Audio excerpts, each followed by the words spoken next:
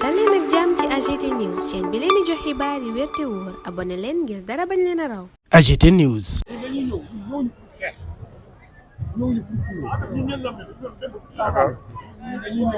am nga seen bari dëgg nga am dëgg kii mooy suñu papa ñun yëpp yéen a ma mag sama papa yow sama mag comprendre moo tax lii bu ñu sañoon ngeen def benn délégation ngeen leen di suñu kilifa bi ngeen waxtaan booy ñi baare yoon bi nii ñi bàyyi oto yi jàpp parce que oto yi ñëw nii xamuñu ban oto moo yeb malade tey oto yi mën nañ ñëw comme ni ñu nekkee di tourné nii am benn problème yor malade foofu noonu malade dem bi wàññeeku foofu noonu ci manœuvre bu mu nekk di manœuvre pour tourné pour wut beneen hôpital comprendre loolu la quoi moo sañoon ngeen def loolu noonu jeunesse bi suñu rak lañ suñu mag lañ ñu bàyyi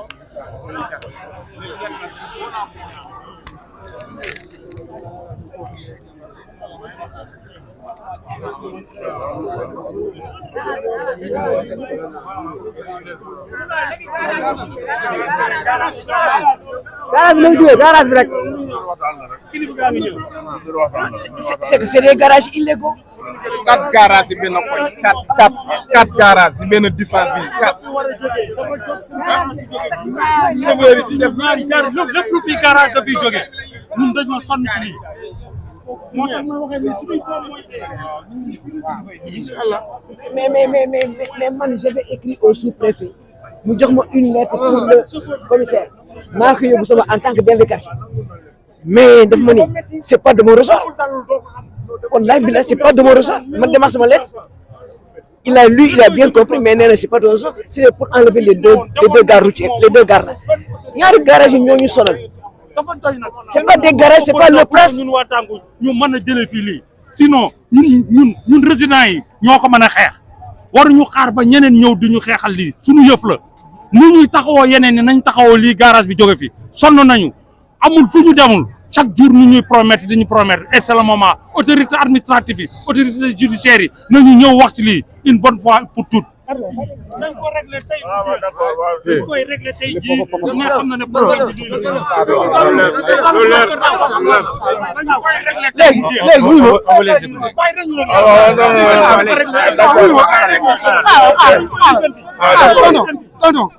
oui ma ñu xamoon ñu dogal waaw dem leen xamuñu bras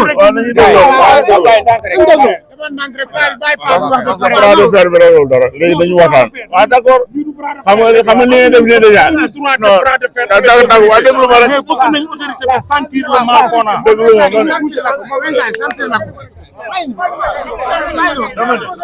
li ngeen def nii c'est un grand coup parce que ñëpp yëg nañ ko préfet yëg na ko comme ça sañ oui ma xamoon nañu ça va monsieur l'agent ça va bien ça va waaye waxtaan naa ko yow waaw paa bi wax na lu ñu bëgg voilà ñu ngi nuyoo déjà xam nga dëkk bi ndab dañ koo bokk te dëkk bi dafa am yoon mënoon na ñëw taxaw érigé wu taal ay pneu wala sànni ay xeer non non nous ne sommes pas dans ça nous sommes dans la civilisation et patriotisme bi ñuy woote ñu dañ see bokk dafa am loo xam ne war ñu ko bàyyi ci dëkk muy bay di indi yeneen ba tey indi jëya l'accident qu'il y a eu hier a été fatal un enfant de 2 ans 4 mois qui a été tué dans le quartier c'est même pas dans sur une route bitumée écrasé la tête écrasée non gars yi nañ déglu waay gars yi nañ déglu tuuti la tête écrasée sa mère n'a même pas pu voir le corps on pense que ça c'est normal dans un quartier dans un petit quartier on nous amène 3 garages clandestins dans un quartier et de surcroît on nous dit non attends gars yi de surcroît on nous dit que on paye à la mairie chaque fin du mois la mairie ne s'occupe pas de la sécurité de ce qui se passe ici les trottoirs là qu'on vient de faire que la mairie vient de faire qu'on reconnaît que c'est une bonne chose pour la sécurité ces voitures là se garent sur le trottoir et ça je suis dommage de constater que les agents qui sont là sur la circulation constatent ça et laissent tomber sur ce pont là chaque jour tu vois ces voitures là se garer sur la route pour passer un piéton pour passer il passe entre 2 voitures on pense que ça c'est normal dans un pays où on s'est battu pour avoir la sécurité pour avoir la démocratie pour qu'on ne fasse pas des rapports de force ce qui s'est passé de 2021 à 2023, on ne doit plus l'accepter. On ne doit pas continuer à vivre comme ça dans ce pays. Vous êtes là pour nous. Nous sommes là pour vous. Nous payons nos impôts pour qu'on vous paye. Donc, on ne veut pas ce rapport de force-là. Mais il y a un minimum. On a écrit administrativement. On a écrit au préfet. On a écrit au sous-préfet. On a écrit au maire de la ville. On a écrit au maire des communes. Mais rien du tout. C'est comme si maintenant, quand tu ne fais pas de bruit, on ne t'entend pas. Et ça ne devrait pas se passer comme ça, malheureusement. Ce qui s'est passé hier, normalement, si c'était dans un pays de droit, le préfet devrait être là, ou le sous-préfet. On devait saisir. On ne devait pas laisser ces garages continuer comme ça. Ça, c'est pas normal. Ça, c'est pas normal. Nous habitons tous ici. Ce Sénégal nous appartient, ce quartier nous appartient, Rufisque nous appartient. On n'a plus autant, on va faire ces rapports de force-là. Je leur demande de ne pas casser, de ne pas caillasser, de ne pas allumer. On ne va pas faire ça. Et on ne va pas faire de rapport de force. Mais on demande ce qui nous revient de droit. Et je pense que c'est très normal qu'on demande ça. On est un quartier civilisé. On ne nous entend même pas quand on se bat sur l'ordre des Nawetan. Non, Dango. Jamais ça. Mais on demande le minimum, on demande le respect. Et on demande que ces garages-là quittent ce quartier. C'est tout ce qu'on veut. Il n'y a pas quelque chose d'autre.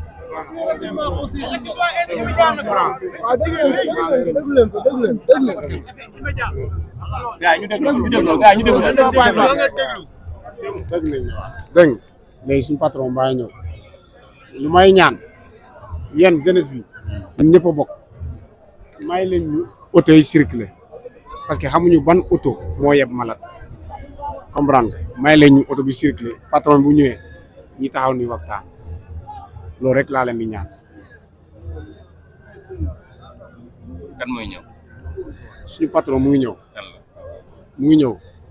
kan mooy ñëw patron on peut savoir quand la bonne autorité. suñu commandant mu ngi ñëw waaw. le préfet il est au courant. mo xaw ma sax parce que ñun liggéeyuñu démb. mais j'espère. mais li yëg démb li xew dem yëg ngeen seen agent yi man man moom tout récemment laa. seen agent yi fi nekk yëg nañu ils sont au courant de ce qui léegi lu ma lay wax nii. il y a aucune mesure qui a été prise. deban lu ma lay wax nii. may leen ñu auto yi circuler dem. ñun ñooñu pour xuloo. on est d'accord. may leen ñu auto yi circuler. et qu'est-ce qu'on attend en retour. léegi paa yi wax naa leen ñu def délégation dem. Monsieur l'agent, si on continue à faire ce qu'on faisait, on ne doit pas attendre un autre résultat. Frère. Je viens de vous dire que, non, man, administrativement, je viens de vous dire que, côté administratif, on est d'accord,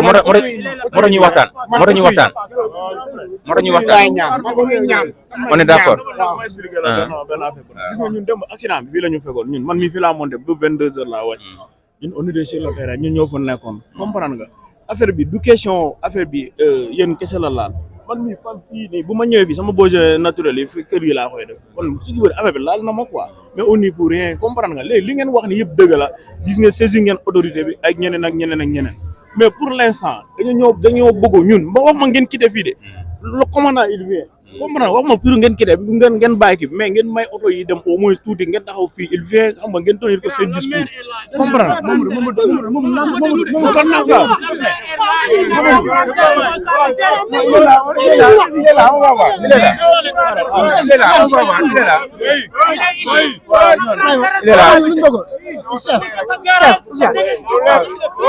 Aleykum salaam Mamadou Mamadou monsieur le maire. Ça va bien. Ça va bien. Ça va bien. Alhamdulillah.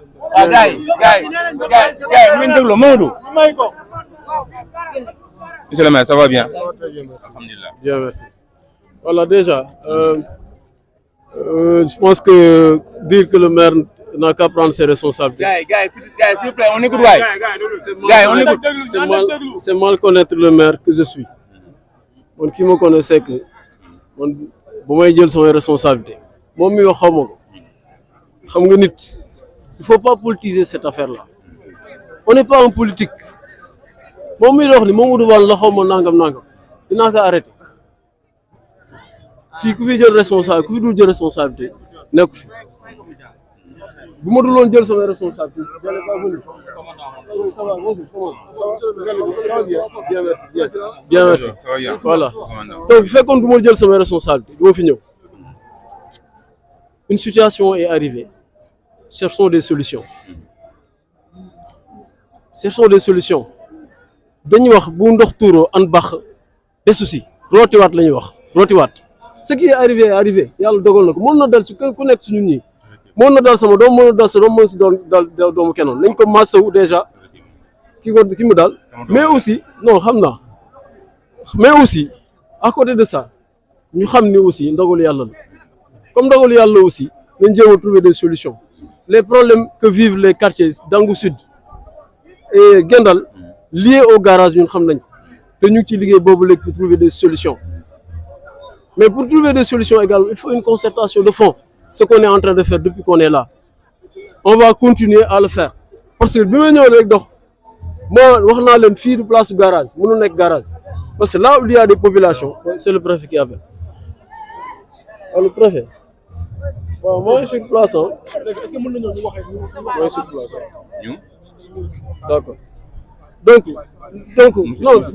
c'est des populations c'est des populations s'il vous plaît. moi en réalité man la yàlla dénk moom mooy représenter les populations vous êtes des fonctionnaires de l'État mais ñi man lañ fal fii ci dëkk bi donc bu amee ku njëkk kuy wax man mi lay doon donc ñi sama population lañ dama leen bëgg a dalal leen dama bëgg ngeen dal parce que bu ñu dalee yàlla mën nañu may ñu am solution la meilleure des solutions donc nañu dal il sert à rien d'accord ce que vous êtes en train de faire comprendre nañ ko ku mer di nga ko wane mais nañ ko wane ak ànd ak dal voilà donc maintenant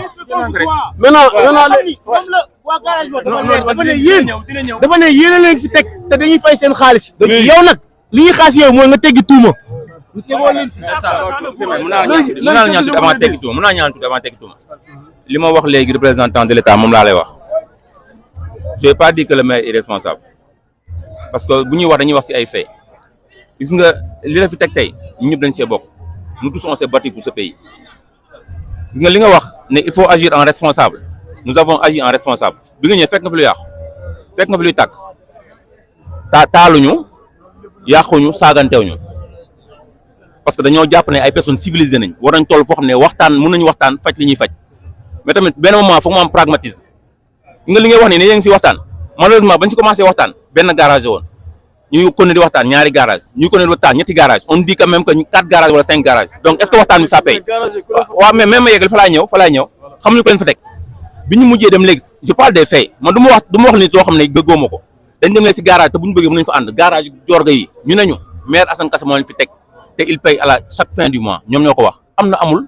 nous savons pas mais loolu bu amee c'est très grave parce que tey jii loolu bu amee le maire se permet je dis bien bu dee am na le maire se permet d'encaisser de l'argent sur le dos de ces populations comme li nga wax nii léegi waaw non moo tax ma ne bu amee waaw moo tax ma ne bu amee nous n'encaissons pas de l'argent encore une fois waaw moo tax ma ne bu amee non il faut pas dire ça comme ça xam nga je me dis ce que j'ai dit dama ne su amee non déglu waaw moo xam li ma wax non quand tu dis le maire encaisse pas de l'argent non déglu non si le maire encaisse de l'argent c'est-à-dire lu ma bëgg mu leer mooy le maire n'encaisse pas de l'argent nous travaillons pour avoir des recettes qui nous permettent de faire fonctionner cette commune mais on n'encaisse pas de l'argent c'est-à-dire quand on trouve une niche de recettes dañ koy optimiser pour mën am luñ ci am pour la commune mais c'est pas pour nous. Ok, mais maintenant, je représente la commune. Est-ce que c'en est une? Non, en réalité, on a signé des conventions avec des garages. Ok. 2 garages. Je sais pas ndax bii si la bokk mais ñun ñoo fi indi garage bi nekk fële. Je sais pas. C'est ça qu'ils ont dit. Non, am na benn garage boo xam ne ñoo ko fi teg. Non, ça on va pas le nier. Ok. Maintenant, pourquoi dañ ko fi teg? C'est ça loolu ngeen di poser le pourquoi ñu teg fi garage bi. Ok. seen délégué yi xam nañ ni moi quand je travaille lu ñuy def dañ leen di informer les délégués représentent les populations en réalité ce qu'il faut faire on n'est pas là pour faire le procès de la mairie ou faire le procès du maire qu'est-ce qu'il faut faire c'est ça la question qu'il faut se poser actuellement c'est quelle est la solution qu'il faut retenir et là on ne peut pas retenir de solution en étant ici Et pour avoir ça il faut faire la genèse aussi de ce qui s'est passé. Non, jeunesse, on ne le fait pas ici. Quel engagement vous allez Jeunesse, on ne le fait pas ici. Moi, l'engagement que je prends ici, devant vous, c'est de vous recevoir dès lundi. Dès lundi, vous venez au bureau, lundi à 17h, on discute de cette situation pour trouver la solution la meilleure. En attendant que le préfet arrive, c'est ça l'engagement que je peux prendre. Maintenant, les questions et autres, vous venez, je pourrais vous répondre au bureau. Maintenant, ce que je veux, mon cher Mérico, et tous ceux qui sont avec toi, moi, continuez à dal. Il ne sert à rien d'amortir les gens ici. Parce que tout a une solution. C'est-à-dire que vous allez faire le procès peut-être du maire, faire le procès de la mairie, faire le procès de l'État, mais ça ne va pas régler le problème. Ce qui va régler le problème, c'est quoi? Autour d'une table, dans la discussion, on peut trouver des solutions. Et ça, je suis ouvert pour ça. Moi, je ne suis pas le débat. Pourquoi? Vous faites comme vous faites, monsieur le maire, on est d'accord. Vous faites comme population, je suis ouvert à vos questions. Toutes les questions que vous serez prêts à me poser, je serai prêt à les répondre. Mais lundi à 17h, moi je vous donne rendez-vous à la mairie. Monsieur le maire, on a entendu vos propositions. Monsieur le maire, on a entendu vos propositions. Il y a des mesures immédiates. Et les mesures immédiates là, on voudrait que ces garages-là soient suspendus jusqu'à nouvel ordre. Ça doit faire partie des mesures immédiates. Et c'est ça qu'on demande. Parce que tant que ça continue, même s'il te plaît, s'il te plaît, même s'il te plaît, parce que l'insécurité bi fi am ak indiscipline bi fi am. Gis nga bu ñu bàyyiwaatee waxuma suba de guddi si boppam dinañ amaat leneen parce que am na cas yu si am maintenant comme loolu nga demandé on demande à ce que ces garages là soient suspendus jusqu'à nouvel ordre ba ñu toog tout ce qu'on demande. Le préfet arrive, on va se concerter s'il y a des mesures à prendre parce que aussi moi je suis pas le seul dans cette ville, dans cette commune. Moi je suis une autorité locale représentant les populations, il y a quelqu'un qui représente l'État. Et on ne peut pas prendre de décision sans l'en informer. Moi, vous demandez à que les gars soient suspendus. Vous posez le problème et de façon concertée, on trouve une solution la meilleure. Je pense que le mieux aujourd'hui, c'est ça. C'est-à-dire, moi, ce que je veux, c'est que nous sommes c'est-à-dire, les solutions. Nous, on est avec vous, on est pour vous. C'est une commune, mais toujours adossé à la loi, à la légalité. Parce que nous aussi, c'est des populations, c'est des Sénégalais comme nous autres. Mais on peut s'organiser, trouver des solutions concertées qui puissent arranger tout le monde. C'est-à-dire, aussi, il faut allier égalité et équité et justice. Mais on peut les organiser. Si la place fait qu'elle arrange, on peut trouver une autre place. Mais, voilà des décisions économiques. Je pense que l'État fonctionne au long. Moi aussi, en tant que maire, je ne fonctionne pas comme ça. Ce que je veux, c'est que la population. Vraiment, je t'invite à cela. Et je pense que nous et puis, lundi. Et que li nga wax ci loolu ñoo xam dafa no xamné ñun ñëpp xam nañ ay père de famille lañ. Gis nga trottoir yi ñu mujjé def yi nga def fi et ñu koy reconnaître. Il y a des gens qui sont pas d'accord hein, mais japp na lu baax pour la sécurité la. Nga trottoir ñu mujjé def ces garages là, ci kaw trottoir ñu taxaw. Non loolu même xam nga lu nga wax. Trottoir c'est pour la sécurité. On est parfaitement d'accord. Am na ay inconvénients mais sécurité bi nañ gëna d'accord. Mais dama né auto yi dañuy taxaw ci kaw trottoir yi. Et monsieur le maire en étroite collaboration. Non, sur le trottoir. Xam nga loolu mënu continuer. Sur le trottoir, on a discuté. Sur le plan, et sur le plan en plus, et sur le plan. On est en train de discuter. On est en train de discuter avoir un plan de circulation. Le plan de circulation, vous savez, c'est nous qui avons décidé de fermer certaines routes, certaines artères. On s'est rendu compte que le pont Gavin, il y a 8 artères qui sortent du pont Gavin, ce qui empêche les gens de circuler correctement. On a décidé d'en former 3. Fermer les mais alors c'est pourquoi on est en train de baliser, c'est pour la sécurité. On est en train de mettre des territoires, c'est pour la sécurité. Tout ça là, c'est pour les populations. Mais l'occupation des territoires, il faut des bras pour le faire. Et là, on est en train de s'organiser avec notre DSC. On est en train de vouloir recruter des volontaires pour régler ces questions-là. Donc, c'est des questions sur lesquelles on est très sensible.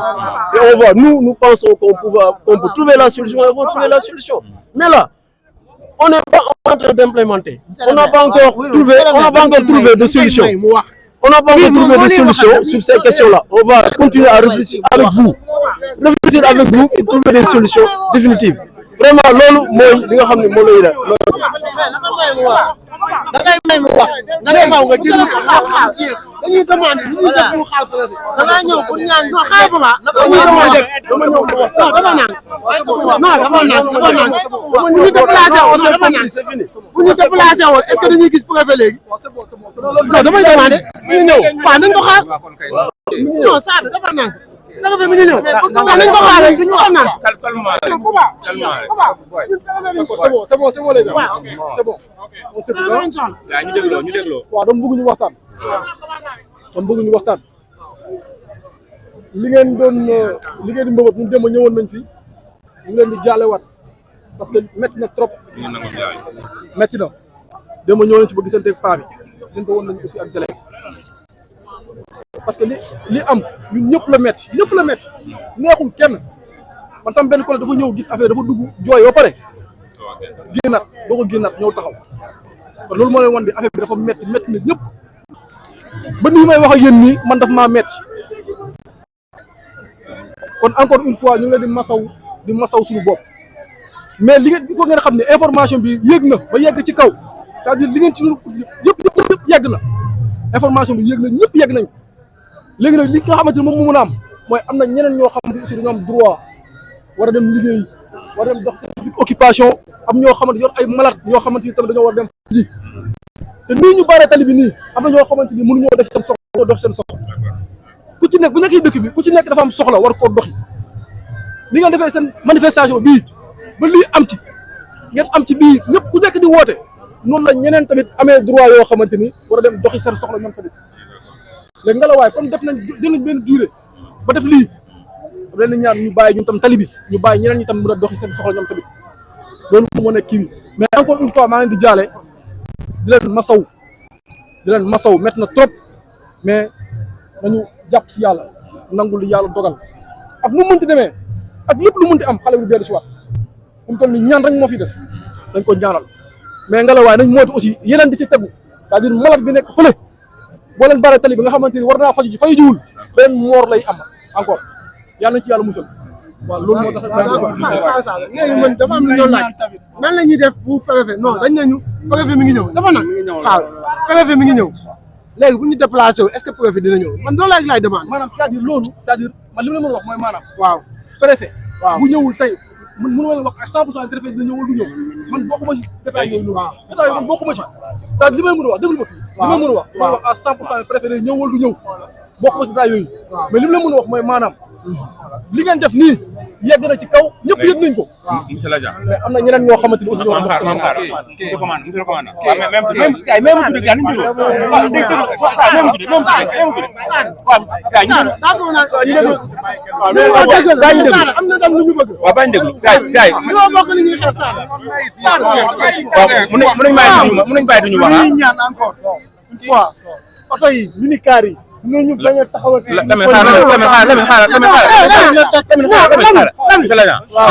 monsieur le commandant da nga wax en responsable te ñu nangu ko aussi parce que li nga def ni jàpp naa ne mooy yëfu kilifa mënul nga ñëw ne nañ dégager suba mun na am benn rapport te ñun aussi doxal ñu si loolu ni mu ko waxee ni léegi sànni ñu xeer di garer si kaw tali bi après les gens vont marcher sur la route dara di am tey jii on va lever nous allons lever maintenant nag dafa am lu ñu am ñëw nañ tey si njëkk ñëw baare ñëw demandé nga ñëw waxtaan ni su njëkk le préfet va venir le maire est venu il est reparti il a proposé des mesures on va attendre de voir le préfet a promis de venir on va attendre de voir mais nag dañu leen koy ñaan que ñoom ñi fi taxaw et ñu accepter ne ce sont des agents pour nous parce que tamit li ñuy dagg suñu impôt nañ leen di fay donc ils doivent être là pour nous c'est pas le contraire donc am na ñoo xam war ñu ko nangu gis nga li xew si kaw pont bale insécurité totale la te li ma souhaité mooy damay romb des fois ay policiers taxaw ak ñoom foofu seen oto taxaw di yàq mais loolu après yow bu dee civil nga qu'est-ce que tu peux faire par rapport à ça warul nekk normal parce que tey jii pour man loolu jàpp naa c'est surtout la circulation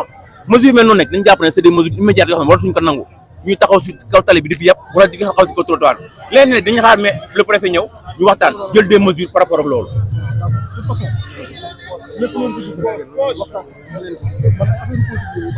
on est parfaitement d'accord te Paul dégguñu. li ngay mën a wax mooy maanaam loo fi gis rek waxtaan ce que vous avez fait l'information est allée jusqu'à où tout le monde est au courant les gens vont discuter autour d'une table pour jéem a trouver ay solutions yoo xamante ne ce sont des solutions pérennes et adéquates ñëpp xam nañ instant bi li fi xew.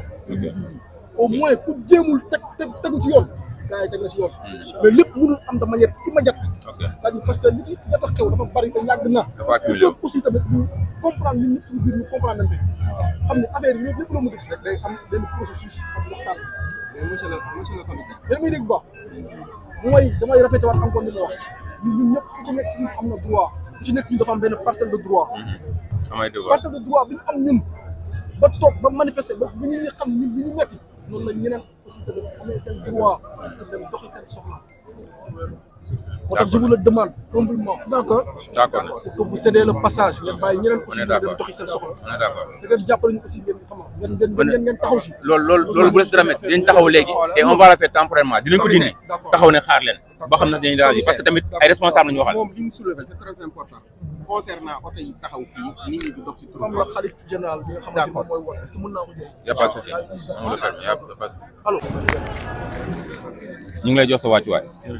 waaw di rafetlu déjà teewaay bi je pense que bu ñuy wax population am ñu ko fi représenté mooy bu dara xewee moo ñu ñëw masawu leen xool situation bi lan la dafa am situation bu xew démb xaw ma na yëg nga ko wala yëgoo waaw un de nos fils qui a été percuté par une voiture est mort sur le coup ça a été très difficile je suis le papa de ce gosse mais je ne parle pas avec émotion li ma njëkk a wax mooy bi nga ñëwee gis nga fi lu yàqu c'est une question gis nga pneu buñ taal gis nga fi voiture buñ kaayaase yàquñu fi dara parce que dañu jàpp ne fi ñu toll tey waratuñu nekk ci yenn combat yoo xam ne dañuy yàq pour ñu mën ñu dégg non on n'agit pas comme ça dañ dëkk ci benn quartier boo xam ne dafa am ci lu ñu yaree moo ci yar ak ci ngor ak ci baax mais pas ak ñàkk fayda mais nag day bëgg nuru ñàkk fayda parce que lu tax day bëgg nuru ñàkk fayda dafa am lu xew ci quartier bi ñu installé fi un garage clandestin ñu ne ñi ngi waxtaan garage yokk ñu ne ñi ngi waxtaan ñu dem ba 3 léegi ñi ngi 4 wala 5 garage yamu si oto yi fi nekk la plupart ils sont pas en règle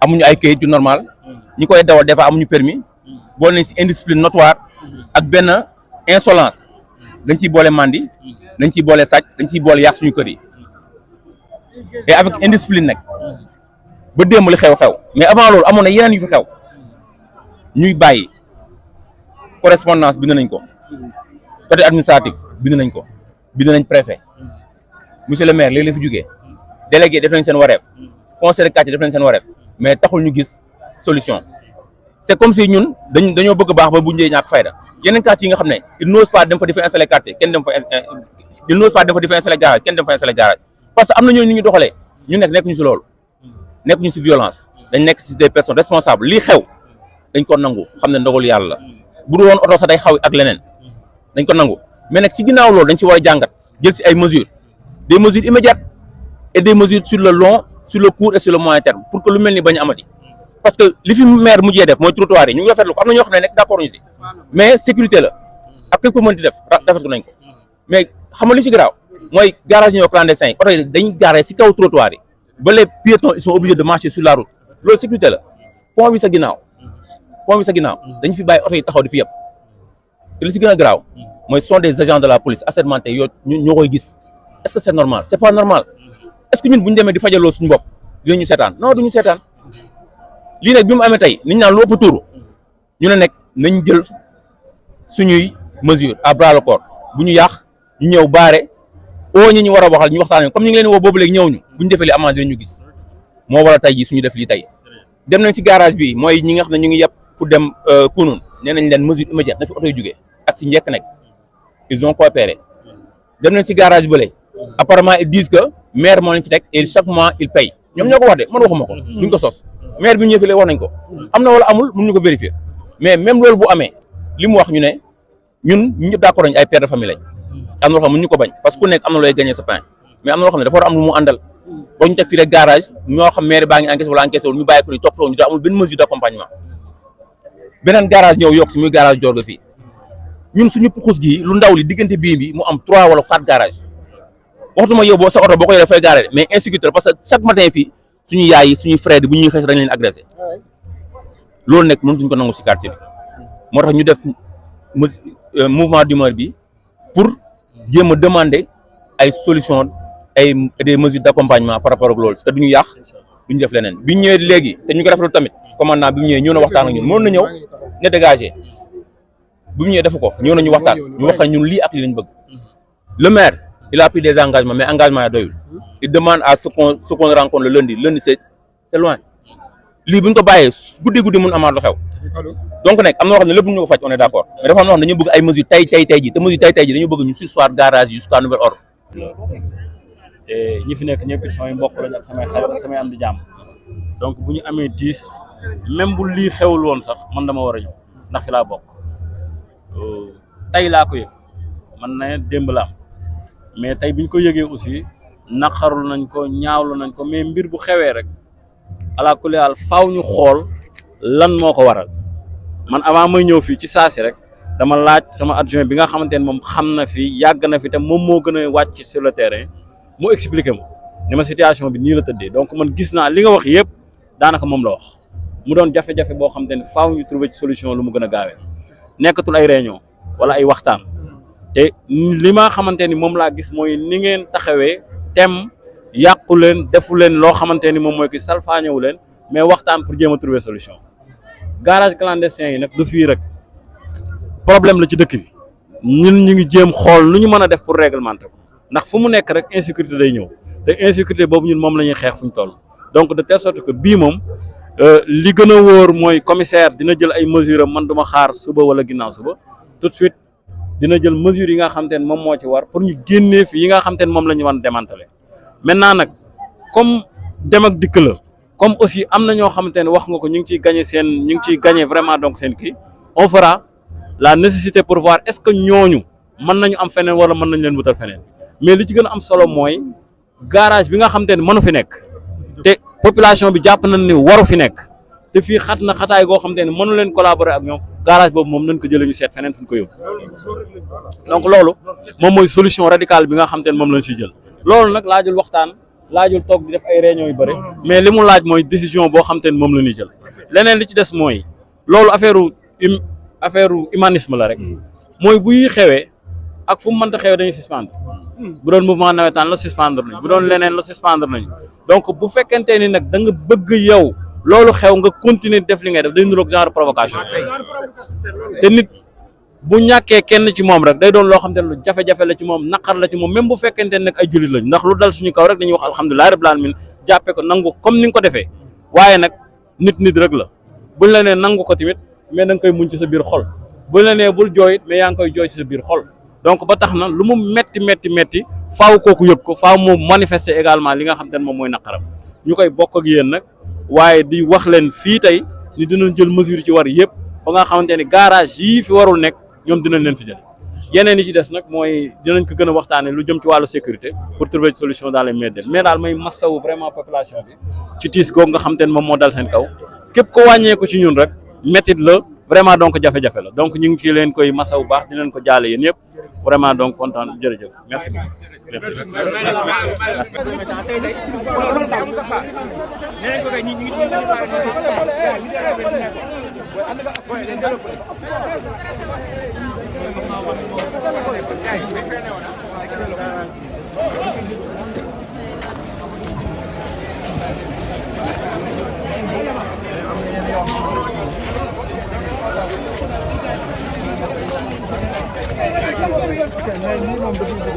daf fiy jógee lépp moo fiy jógee.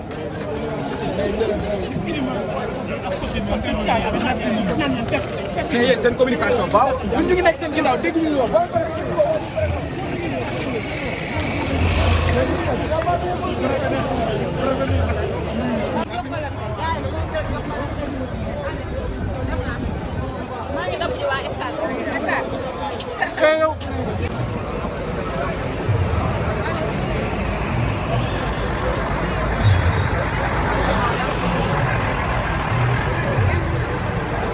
AGT News. dalee nag jàmm ci AGT News chaîne bi leen di jox xibaar yi wér te wóor abonné leen ngir dara bañ leen a raw